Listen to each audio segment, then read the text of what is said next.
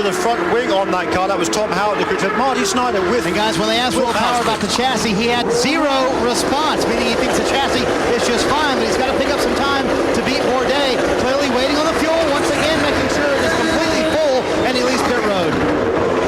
A good stop, I think, for Team Australia. They're not able to beat Alex Tagliani out of the pit lane. They resume in the same way they started, and those guys are able to do one more lap than the other contenders before them, people like Robert Dornbusch and Graham Rahal and Simon Pagenaud, so that would stand them in good stead.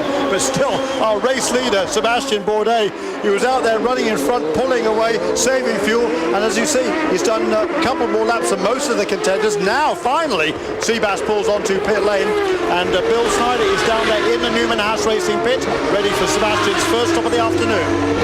The McDonald's team doing their thing. They were concerned about their pit position. They're only 3 spots away from pit in. A lot of contact here when things get crazy, but so far they are clean and mean. Scuffed set of primer Bridgestones, replace the red sidewalls, and he gets away with a full fuel cell of methanol. And did you see a glimpse of Mike Hargraves on the back of the air jack guy, just pushing that car away? Just every last ounce of enthusiasm for that whole Newman Haas team to get Seabass on his way out of the pit lane. Again, another flawless stop for Newman Haas Racing, it would appear. And good to see thus far this afternoon, I hope not tempting fate, but those fuel system problems we saw in Las Vegas seem now to be a thing of the past. Fingers crossed, Jeremy. I mean, pretty much every driver you spoke to lost the race in Vegas because of a problem with the fueling rig, so they seem to have got that sorted. Sebastian Bourdais back out in front here in Long Beach.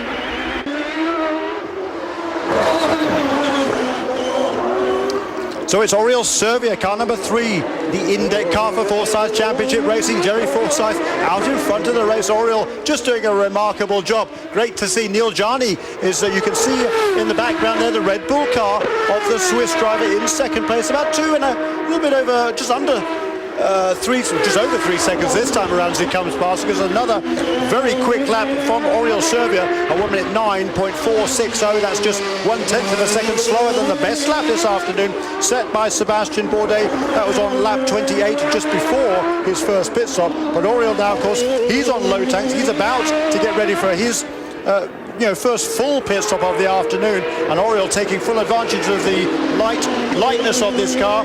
The tyres still working very well indeed, and as you can see, he's on the black sidewall tyres, so the harder compound tyres, and Oriol is really putting the hammer down and using his experience, getting ready to make his next pit stop. Yeah, there doesn't seem to be as much disparity between the black and the red sidewall tires as we've seen in other tracks in the past, and so Oriol on the black sidewall tires, which he would have taken on that first pit stop that he took during the full course caution we had, running a very, very good pace. And it doesn't matter who you are, how many laps you've had in this weekend, and how much time you've had in this car, he is doing a phenomenal job. And this strategy is really going to help him because he's running blisteringly quick times up at the front, and he's not going to have to take as much fuel for his second stop. So although it's kind of a 3-stop strategy for him now, it may just move him up the list. He was 13th before this first set of pit stops. Now he's leading. We'll see where he comes out. We're expecting him to come in about lap 39-ish, or it's lap 35 right now, and we see Dan Clark in one of the runoffs.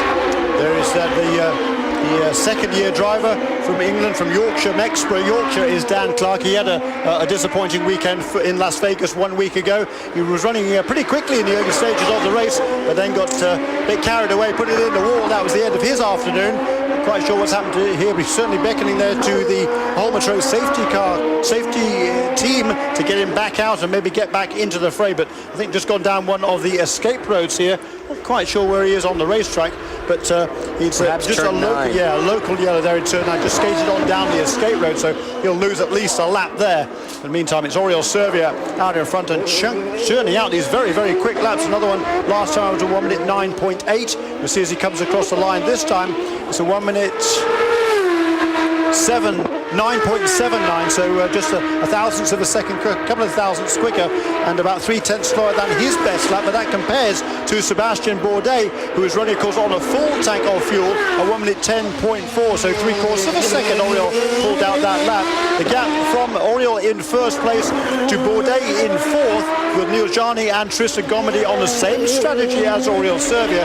The gap, though, from first to fourth is about 26 seconds. And I would hazard a guess that when Oriol comes in, makes this pit stop and gets back out in the fray, but once Gianni and Gomendi also have been on pit lane, I reckon Oriol might find himself in second place, James. You know, it's close. It is a bit of a long pit lane here in Long Beach. After the first grid box ends, there's still quite a ways to go before they're allowed to take off their pit lane speed limiters. But even still, certainly in the top 5, it's very, very possible right now. He certainly is, and he's on a slightly different pit stop strategy, so he might be able to get away with taking just a little bit less fuel than the other contenders did.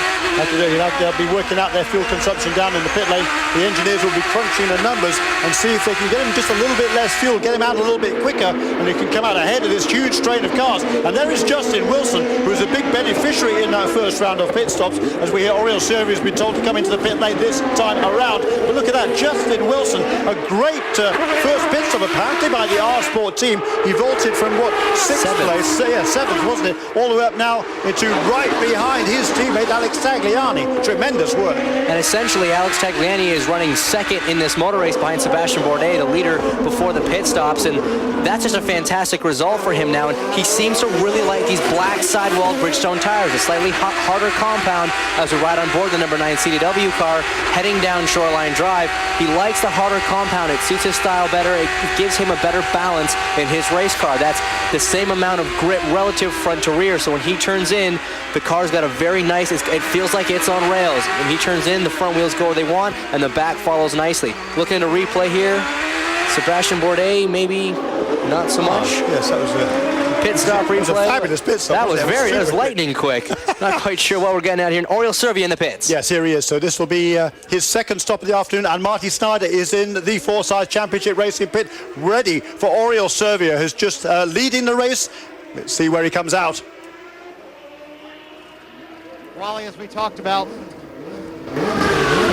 Oriol Servia to pit road, he said he did not want changes to the car. They're trying to hold him here. This is the patience part we talked about earlier. Oriol not used to these new type of pit stops, having to hold him on pit road, wanted no changes to the chassis, even though at the end he had a significant amount of understeer, decided to make no changes to the front wing. With 4 new tires, he's back on the racetrack. But that was a massively quick stop there. He was flying, Wally, wasn't he? Yeah, he was really moving. And Marty is talking actually to Wally Dallenbach, who is calling the race. Wally Dallenbach Jr. is calling the race for the domestic show here in the United States. But it was a very quick stop, and Oriol's got himself out in second place, effectively on the road.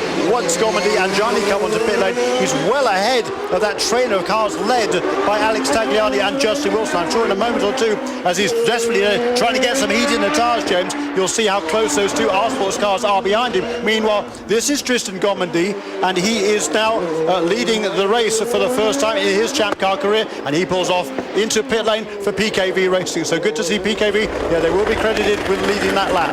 Unbelievably impressive from FCR. Forsyth Championship Racing did a great call on pulling Oriol in, and they have got him out second in this motor race. From 13 to second, all it took was a short trip to pit lane early in the race. So fantastic work from those guys. I know Oriol's happy. He's going to be scrubbing those tires, trying to get heat into those black sidewall Bridgestones. Of course, no tire warmers allowed in the Champ Car World Series, and they are stacked up behind Oriol now. Yeah. An entire line of cars with hot tires now behind Oriol. Of course, he came out in front of them on cold tires.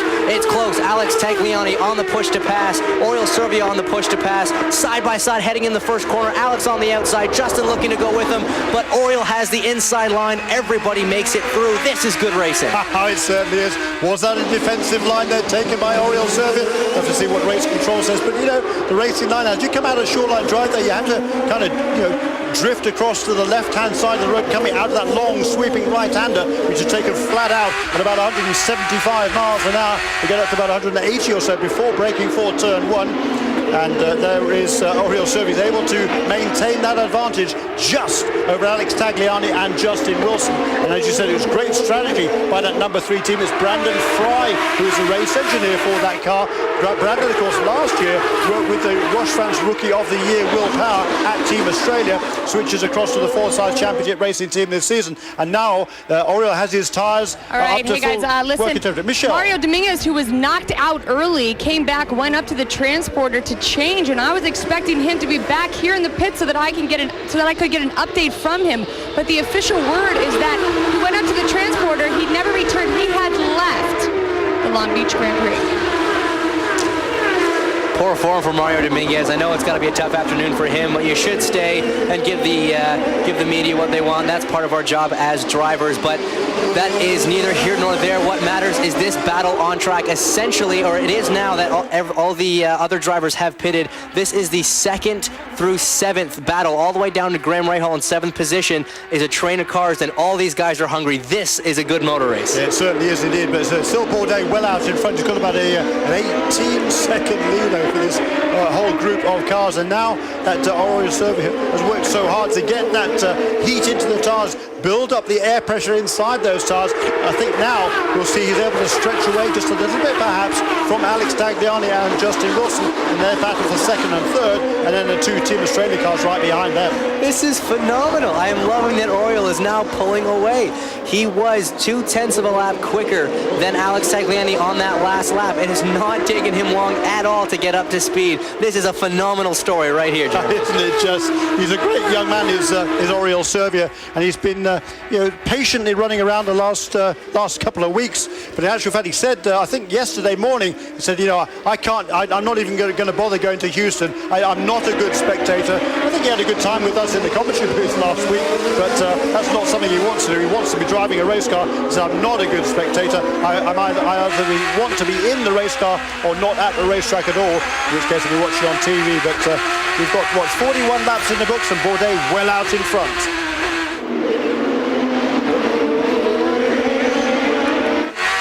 So here again is this battle on board the CDW R Sport car of Justin Wilson, a 6'4" Englishman, and he's made great progress in the early stages, struggled through practice and qualifying.